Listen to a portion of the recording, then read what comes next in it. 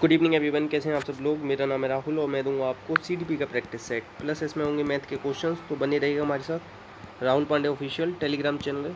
You can join this for PDF and more information. ये video आपको कल और मिलेगा, फिर उसके बाद 3 दिन की छुट्टियाँ रहेंगी क्योंकि 24 तारीख का मेरा पेपर है। तो 23, 24, 25 3 दिन छुट्टी रहेगी, ठीक है, याद रखना। आज 21 है ना, 22 को और मिलेगा। पहले क्वेश्चन से स्टार्ट करते हैं। पहला क्वेश्चन है आपका नाटक शिक्षण की कौन सी विधि प्रभाव की दृष्टि से सर्वश्रेष्ठ है। देखो एक चीज़ याद रखना, अगर पूछे कि कक्षा के लिए सबसे श्रेष्ठ है या व्यवहारिक है, तो आप लगा के आना कक्षा अभिनय। अगर यहाँ पे कह रहा है सबसे प्रभावी विधि कौन सी, तो वो लगा के आना रंगमंच।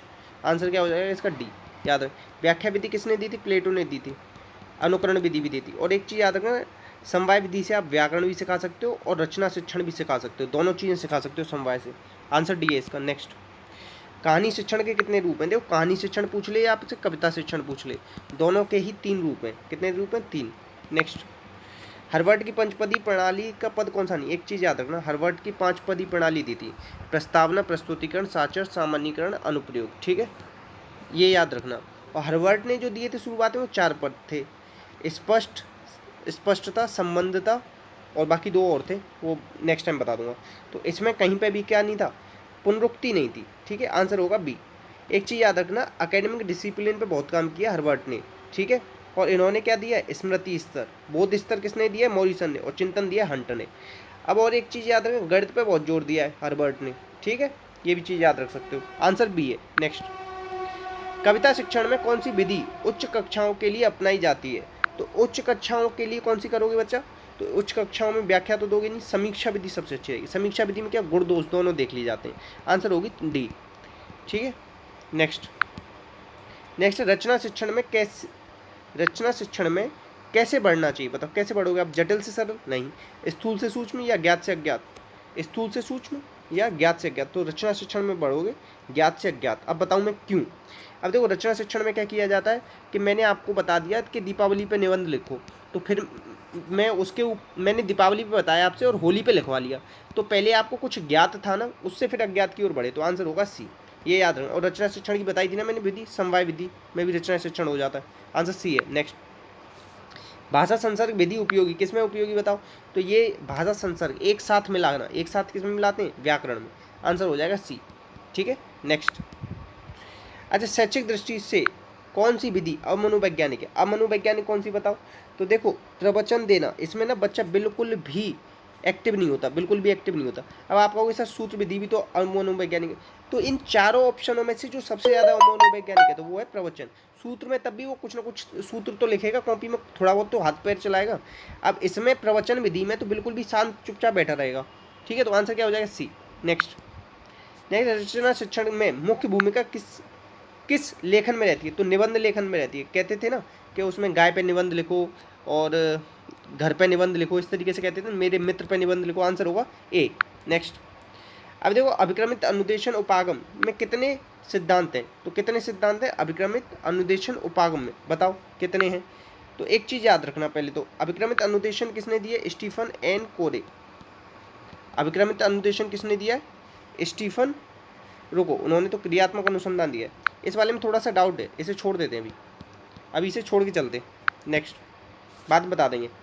दल शिक्षण में शिक्षकों की संख्या कितनी होती है। तो देखो दल शिक्षण में आदर्श संख्या मतलब कितने होने चाहिए, तो वो होने चाहिए 3। अब इसमें 3 तो दे नहीं रखा कहीं, तो 1 से अधिक लगा देंगे, ठीक है। क्या लगा देंगे, 1 से अधिक। नेक्स्ट, खेलों द्वारा प्रमुख रूप से भाषा के जिस पक्ष पर शिक्षण किया जाता है, खेलों द्वारा किसका दिया जाता है बताओ, मौखिक भाषा। खेल खेल में बच्चा मुंह से ही तो बोलेगा, तो आंसर क्या हो जाएगा, डी।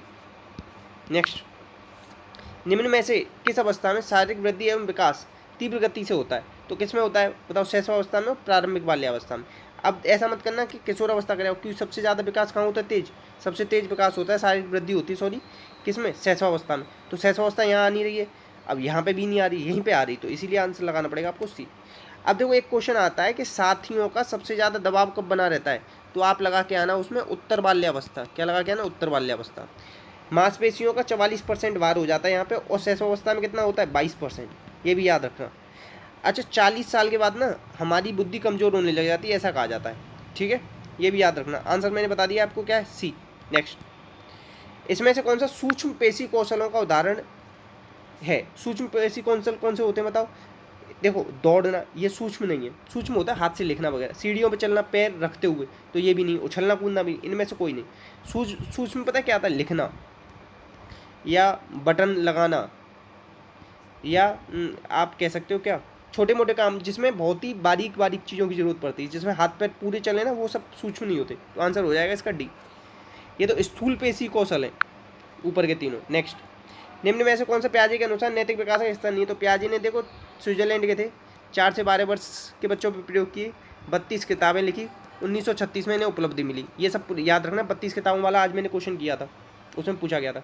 इन्होंने 4 बताए हैं क्या नैतिक विकास के स्तर, कौन कौन नैतिक विकास के इन्होंने बताए क्या? नैतिक विकास छोड़ो, पहले संज्ञानात्मक विकास बताता हूँ। इंडिजनस, भूसंक्रियात्मक, मूर्त, अमूर्त, 4 स्टेज बताएंगे, ठीक है। अब एक चीज़ याद रखना कि नैतिक विकास का स्तर कौन सा नहीं, इन्होंने हिट्रोनॉमी ऑटोनॉमी 2 बताई थी, सापेक्षता और समानता ये तो बताई थी, यथार्थवादी बताया था, मगर अधिकार कुछ नहीं बताया इन्होंने। तो आंसर होगा ए। इनकी किताबें मोरल जजमेंट ऑफ चाइल्ड और child conception of physical world और thought and language of child, वो भी सब याद रखना, आंसर हो जाएगा ए, ठीक है।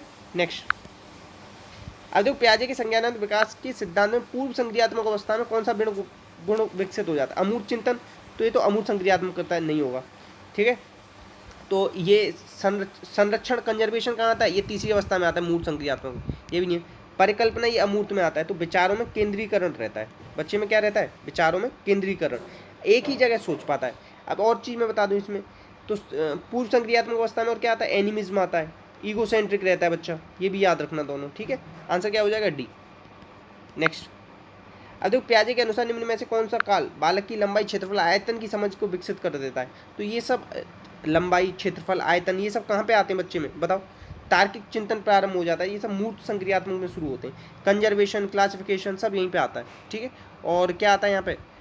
और भी बहुत सारी चीज़ें हैं, आंसर है इसका ए। अब एक चीज़ याद रखना, संवेदी पेशी अवस्था पहली अवस्था ने, इसमें ही ए नॉट बी वाला इनका प्रयोग किया गया था। पूर्व संक्रियात्मक में इन्होंने 3 पहाड़ वाला प्रयोग किया है, ठीक है। आंसर ए है। नेक्स्ट, अब देखो इसमें से कौन सा मूल्यांकन का भाग कौन सा नहीं बताओ? तो मूल्यांकन में क्या क्या आता है? सबसे पहले तो हम उद्देश्य का चयन करते हैं, फिर अनुभव लेते हैं, क्या लेते हैं? फिर लेते हैं अधिगम के अनुभव, पहले उद्देश्य फिर अधिगम अनुभव, फिर आखिरी में मूल्यांकन। मगर इसमें शिक्षण अनुभव कुछ नहीं आते, आंसर हो जाएगा सी। ये त्रिकोण किसने दिया था? ब्लूम ने दिया था, ठीक है। और एडम्स ने द्विध्रुवी प्रक्रिया बताया, ब्लूम ने त्रिध्रुवी। ब्लूम ने और क्या दिया बताओ? बुद्धि का आश्चर्यजनक सिद्धांत दिया है। और क्या दिया बताओ? इन्होंने क्या दिया? मास्टरी लर्निंग दिया है, जिसमें इन्होंने 0.85 आना चाहिए आपका एवरेज। और डिस्कवरी लर्निंग किसने दिया है? ये दिया ब्रूनर ने, जिन्होंने 3 स्टेज बताई थी, इनेक्टिव, आइकॉनिक, सिम्बॉलिक। और इनकी किताब एक रेलिवेंस ऑफ एजुकेशन, इन्हें क्या कहा जाता है? नव संज्ञानवादी या संरचनात्मक निर्मितवादी कहा जाता है। आंसर है इसमें सी। नेक्स्ट, बच्चों का मूल्यांकन कैसा होना चाहिए? बच्चों का मूल्यांकन सतत और व्यापक होना चाहिए। CCE, CCE कौन लेके आया था? स्क्रीवेन। कौन लेके आया था? स्क्रीवेन। गीता बुक्कल समिति के आधार पर आई थी ये, ठीक है, ये भी याद रखना। CCE में हम क्या देते हैं बताओ? CGPA देते हैं ना, ये याद रख, कम्युलेटिव ग्रेड पॉइंट एवरेज, इसका फुल फॉर्म याद रखना, पूछी गई थी मेरे से, गलत हुई है। आंसर है इसका बी, ये याद रख लेना। नेक्स्ट है आपका अच्छी परीक्षा के लिए आवश्यक है, क्या आवश्यक है उसमें? ये विभेदीकरण, विश्वसनीयता, वस्तुनिष्ठता सब होनी चाहिए, आंसर होगा डी। नेक्स्ट है भाषा में सतत और व्यापक मूल्यांकन का उद्देश्य क्या होता है? इसका मतलब होता है बच्चे द्वारा भाषा सीखने की प्रक्रिया को जानना और समझना, आंसर हो जाएगा डी। आंसर क्या हो जाएगा? डी। अच्छा, CCE कब से लागू किया गया? 2009 से, ये भी याद रखना। और 2009 में ही क्या आया था? राष्ट्रीय माध्यमिक शिक्षा अभियान, रमसा।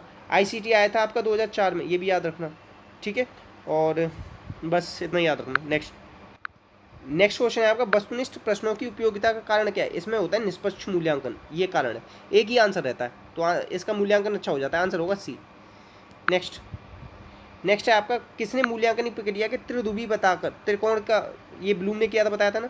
हार्वर्ड ने तो पंचपदी प्रणाली दी थी, और इसने क्या दिया था? स्मृति स्तर। मॉरिसन ने बोध स्तर दिया था, ये याद रखना, ठीक है। और क्रेथवेल ने क्या दिया था बताओ? क्रेथवेल, माफिया, इस तरीके से जो था, इन्होंने भावात्मक दिया है, जैसे संज्ञानात्मक ब्लूम ने दिया, भावात्मक इन्होंने दिया, और क्रियात्मक किसने दिया? हेरोडोव सिम्पसन, ठीक है। नेक्स्ट है देखो, CCE में A1 ग्रेड किसको दिया जाता है? तो ये दिया जाता है 91 से 110 वाले को, आंसर होगा ए। नेक्स्ट, अब देखो CCE में व्यापक का आशय निम्न में से कौन सा नहीं? व्यापकता का आशय कौन सा नहीं? तो प्रश्नों में व्यापकता, ये आंसर नहीं है, बाकी ये सब विषय उपकरण दायरे की व्यापकता की बात करिए तो आंसर होगा डी। नेक्स्ट अच्छे मूल्यांकन में कौन सी विशेषता नहीं होती, बताओ कौन सी नहीं होती? तो नकारात्मकता कोई विशेषता नहीं है इसकी। वैधता मतलब जिसका, जैसे सेकंड क्लास का पेपर ले रहे हो, सेकंड क्लास के क्वेश्चन हो, थर्ड के ना हो। निदानात्मकता होनी चाहिए, पहचान हो जाए उससे कि बच्चे में क्या कमी चल रही है। विश्वसनीयता होनी चाहिए, ठीक है। विश्वसनीयता क्या होती है बताओ? विश्वसनीयता होती है कि एक बार जितने नंबर आए ना, बार बार उतने ही आए, चेंज ना हो नंबर। नेक्स्ट है, अब देखो मैथ का क्वेश्चन है कि इसमें बताना है 5 और 6 का स्थायी मान का गुणनफल।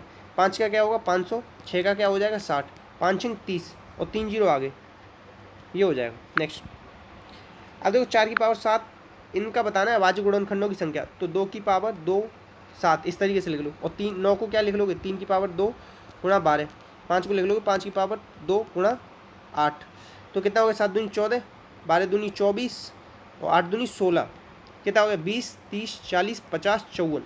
कितना आ गया आपका आंसर 54। 20 30 40 50 54 सही है। नेक्स्ट अब देखो दो संख्याओं का मासा का गुणनफल इतना है, मासा व लासा का, दो संख्याओं में अंतर ही है, तो संख्याएं ज्ञात करो। अब देखो इन ऑप्शन से उठा लो। अब देखो 8 और 6 का मासा कितना आएगा, मासा और लासा को, मासा कितना आएगा 8 और 6 का, तो 24 आएगा।